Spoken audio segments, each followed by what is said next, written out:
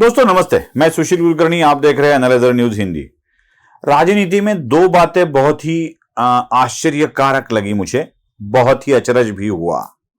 एक, शरद पवार के पोते और विधायक रोहित पवार ने दिया एक बयान, और दूसरा रोहित पवार की टीम की तरफ से ही दिखाया गया एक पोस्टर जो उनकी सोशल साइट पे भी पोस्ट किया गया है। ये दोनों बातें मुझे बहुत ही अचरज भरी लगी, इसलिए कि सच में क्या हो रहा है। हम जानते हैं कि शरद पवार को लार्जर देन लाइफ नेता कहा जाता है। मतलब वो कुछ भी कर सकते हैं, कुछ भी बना सकते हैं, कुछ भी बिगाड़ सकते हैं।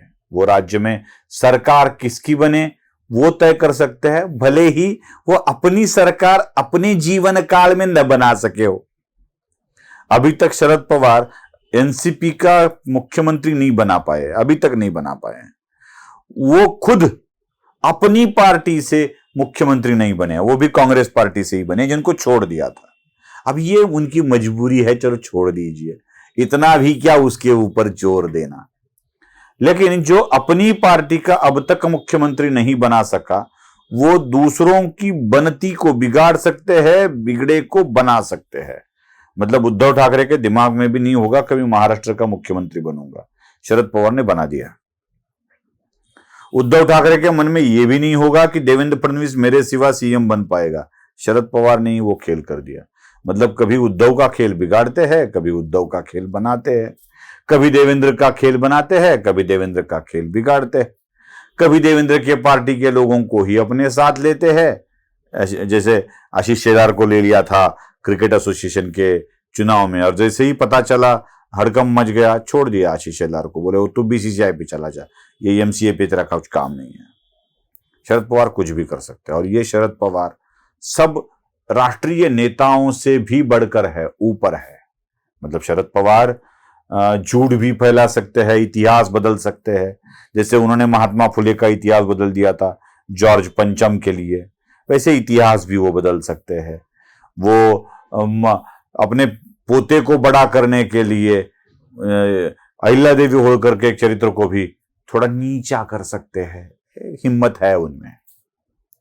अब इसी शरद पवार के कद को इतना बड़ा कर दिया कि महाराष्ट्र के सबसे बड़े दैवत जिन्हें कहा जाता है छत्रपति शिवाजी महाराज, इनके ऊपर, इनके मस्तक पर छत्रपति शिवाजी महाराज को उनके पोते ने बिठा दिया। हालांकि उसके लिए माफी भी मांग ली है बाद में। ये एक बात, शरद पवार अपनी प्रतिमा कैसे बनाना चाहते हैं, या उनके समर्थक उनकी प्रतिमा महाराष्ट्र में कितनी बड़ी करना चाहते हैं, ये इसका प्रतीक है। बात दूसरी, ये बड़ी महत्वपूर्ण बात है, और बात यह है कि रोहित पवार ने कह दिया कि विरोधी लोग हमारे घर में फूट डलवाना चाहते हैं। अभी रोहित से यह किसने कह दिया कि कोई भी विपक्ष का आदमी आपके घर में फूट डलवाना चाहता है? और यह तय कैसे हो गया? आग है इसीलिए धुआं निकल रहा है। मतलब रोहित पवार के घर में कहीं ना कहीं कुछ ना कुछ अनबन तो दिख रही है। हमने देखा है पहले कि अजित पवार कितनी बार नाराज होकर चले गए हैं। वो कभी खेती करने निकल जाते हैं, कभी शपथ लेने निकल जाते हैं, कभी रो पड़ते हैं, कभी किसी के ऊपर बात नहीं करते हैं। कभी सुप्रिया सुळे कहती है कि अजित पवार का अपमान हुआ है, तो वो कह देती कि नहीं नहीं, मेरा अपमान कहां हुआ है, उन्होंने ही कहा था मुझे बोलने के लिए। अजित पवार हमेशा नाराज रहते हैं, लेकिन आज तक कुछ गिने चुने पत्रकार छोड़कर किसी भी के मन में भी यह भावना नहीं आई थी, यह संदेह नहीं आया था कि वो घर छोड़ सकते हैं या उनके घर में दरार हो सकती है। किसी ने जाहिर तौर पे इसको नहीं उजागर किया था, लेकिन आज रोहित पवार ने इन चीजों को उजागर करके दुनिया के सामने ला दिया है कि शायद शरद पवार के घर में भी फूट हो सकती है। अब हमें ये एक बात पता है, अगर कोई डॉक्टर काम कर रहा है तो डॉक्टर से फीस नहीं लेता है।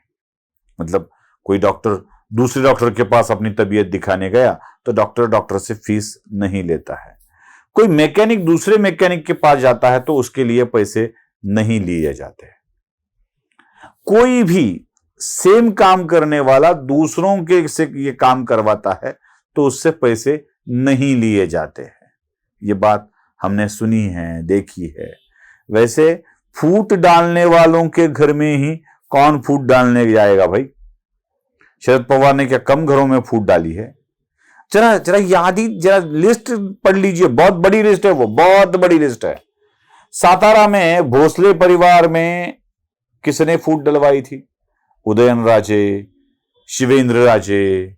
क्या है वो मामला, जरा ठीक से देख लीजिए। किसने नजदीक लिया, किसने तोड़ दिया, किसने फेंक दिया, जरा आप देख लेंगे तो पता चलेगा।